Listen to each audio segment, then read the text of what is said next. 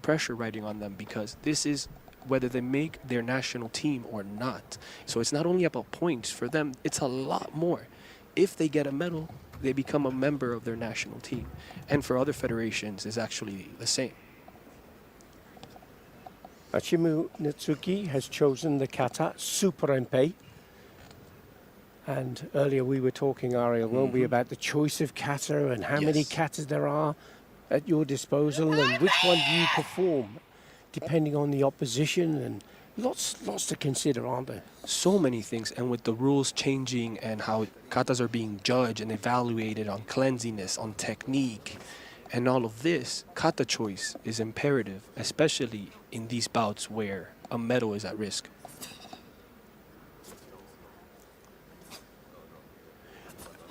In kata, you're completely on your own. Nobody else can influence what you're doing once you start the kata, as we see now. And to keep the focus and to do the job is so difficult, isn't it? And that's what makes it beautiful. That's why we enjoy it, I think. All the pressure is on us. Everything is on us. We either... and I think I speak for many kata athletes. It's not only about winning and losing. It's about, did we do our best? Were we able to perform the way we practice? Were we able to feel what we want to feel? Were we able to move our body the way we want? And I've spoken to many kata athletes, and it's always like this. Whether we won or lost, it's like, did I do great? Could I have done more? So it's awesome to watch these athletes push themselves. You know, I think it's the real spirit of karate, to constantly surpass yourself and push and be better, faster, stronger. And people who are maybe not so familiar with karate and certainly not familiar with kata, and they're looking at the athlete on the mat, they could be wondering, so what does all this mean? Is this a dance? Is this a routine? What is it that I'm watching here? What would you say to that? Well, there were masters previous to us that developed a sequence of patterns to have self-defense, to protect themselves. But there was more meaning to that from scrolls passed down and masters passing down the lineage. They speak about character, about development, about personal growth, not only self-defense, it's a lifestyle. But of course, for the naked eye, this is simply a set of predetermined movements for self-defense purpose. But it's much deeper than that. Absolutely. And the origin of kata comes from China. Yes, and it's very special because we are here in China where karate originated. Went from here to Okinawa. Yes. And then Shirate, Tamarate, Nahate was developed, and Tode. The techniques, the kata is a library of karate techniques that are being passed down from one generation to another, aren't they? Yeah. There's a lot of meaning behind every single technique. There's a lot of thought that the masters put into every move. Why this many? Why these angles? Why? Example, Suparinpei is the highest level kata in Goju-ryu, and it stands for 108 hands or moves. And a lot of things can be thought. Why 108? Why the moves are so repetitive? Why the same thing in all four directions? It teaches us more than just self-defense. There's discipline, doing the same things over and over again to develop your body. This is the beautiful thing, I think, about karate. This journey, this growth of just repeat, and keep improving. And you get in kata, don't you? You have kata in judo, kata in aido, kata in chaudo, the tea ceremony. It's the pursuit of perfection. Yes. And the beautiful thing is that we will never obtain perfection, but we can absolutely chase it. We can absolutely go towards that. And incredible Suparinpei Natsuki, we were able to feel the Goju-ryu essence of her kata, the balance of hard and soft, elegance, power. A great performance. Now we have here Hisami. Actually, funny story. Hisami has been training with us in Miami a few times. And it's interesting because we had a Japanese athlete travel from Japan to the USA to train with us. And she's leveled up. She got a gold medal at the Series A recently and bronze medal match in Turkey.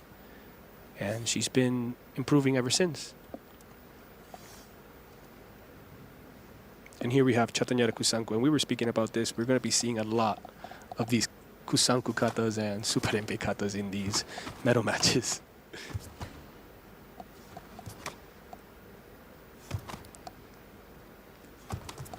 Keeping your composure throughout the kata is also hard, you know? You want to give the feeling of confidence. You want to show the referees the power, the speed, the change of direction, control. Just thinking from a judge's point of view, you're performing the kata to the best of your ability. You're hoping to impress the judges. You don't know the judges. You don't know who's been chosen. You know the rules. Yes.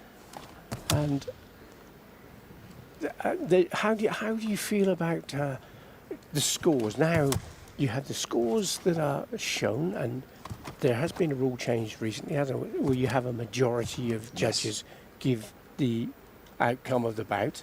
And I know, again, we talked briefly about this. You've had mixed experiences about this, haven't you?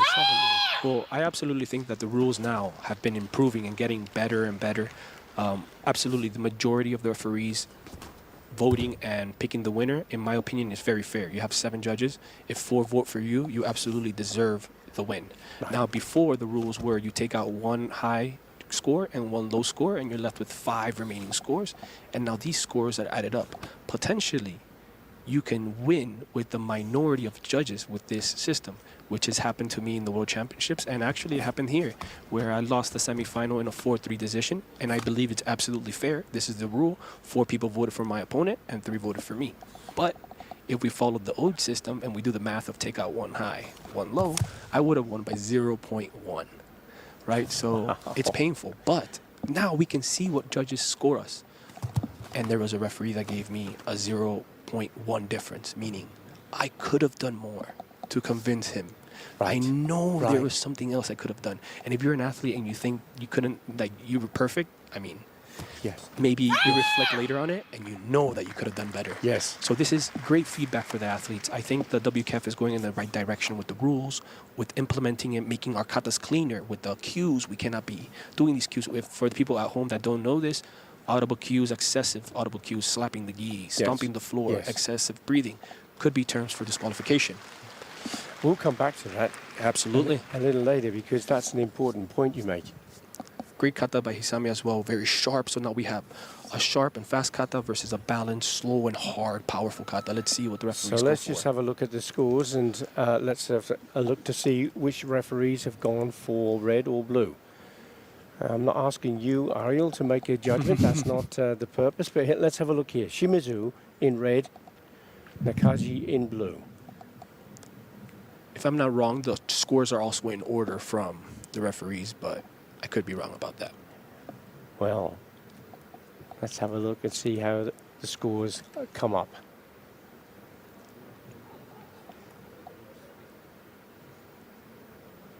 Calls for a drum roll, I think. Do you? Yes. 8-7, 8-3, red. 8-3, 8, red. 8-1, 7-9, red.